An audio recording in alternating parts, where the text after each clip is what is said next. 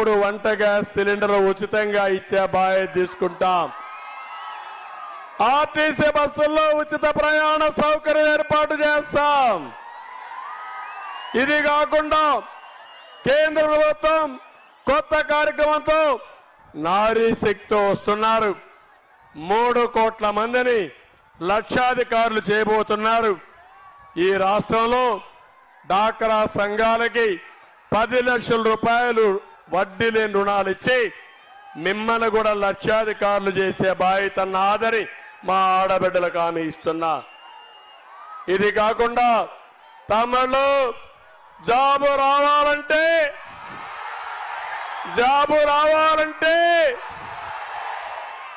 అందుకే హామీ ఇస్తున్నా. నేను వస్తానే మెగా డిఎస్సి పైన మొదటి సంతకం 20 లక్షల ఉద్యోగాలు, సంవత్సరానికి 4 లక్షల ఉద్యోగాలు, 3,000 రూపాయల నిరుద్యోగ భృతి మీకు ఇచ్చే బాధ్యత మాది. ప్రతి తమ్ముడికి ఉద్యోగం ఇప్పిస్తా, మీ జీవితాల్లో వెలుగు తీసుకొస్తా, మీ భవిష్యత్తుని మార్చే బాధ్యత నాది. మళ్ళీ చంద్రన్న బీమా తెస్తాం. 5 లక్షల రూపాయల సహజ మరణం, 10 లక్షల రూపాయల యాక్సిడెంట్లు చనిపోతే మీకు ఇచ్చే బాధ్యత మాది. ఇంకో పక్క ఆరోగ్య బీమా ఈరోజు హామీ ఇస్తున్నా. ప్రతి కుటుంబానికి 20 లక్షల రూపాయలు ఇచ్చి ఏ హాస్పిటల్కైనా వెళ్ళి మీ ఆరోగ్యం బాగు చేసుకుని వసతి ఏర్పాటు చేస్తామని కూడా మీకు తెలియజేస్తున్నా. ఇది కాకుండా ముస్లింలకు చెప్తున్నా, మీకు న్యాయం చేస్తా.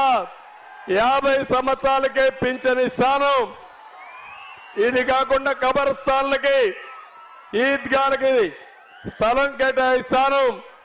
4% ప్రభుత్వ ఉద్యోగాల్లో రిజర్వేషన్లు కాపాడే బాధ్యత తీసుకుంటాం.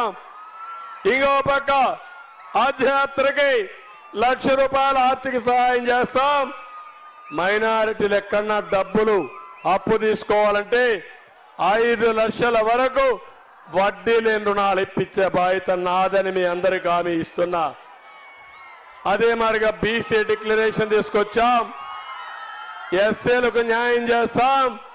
ఇక్కడే మా ఎస్సీ సోదరులు ఉన్నారు. తమిళలో మీకు హామీ ఇస్తున్నా. జిల్లాల వారిగా వర్గీకరణ తీసుకొచ్చి మాదిగలకు కూడా న్యాయం చేస్తాం. ఇవన్నీ చేసి మళ్ళీ రాష్ట్రాన్ని అభివృద్ధి చేయాల్సిన అవసరం ఉంది. ఇక్కడ పొదులకు వచ్చినప్పుడు ఎప్పటి నుంచో మీరందరూ కోరుకున్నారు, తెలుగుదేశాన్ని గెలిపించండి. మార్కాపుర నియోజకవర్గంలో ఇటు నారాయణ రెడ్డి గారిని, అటు మాగుంట శ్రీనివాసరెడ్డిని ఎమ్మెల్యేగా, అటు ఎంపీగా గెలిపిస్తామని గట్టిగా చెప్పట్లు కూడా చెప్పండి. మీరు ఈ పని చేయండి. నేను ప్రభుత్వాన్ని ఏర్పాటు చేస్తానే. మార్కాపూర్ కేంద్రంగా జిల్లా వస్తుంది.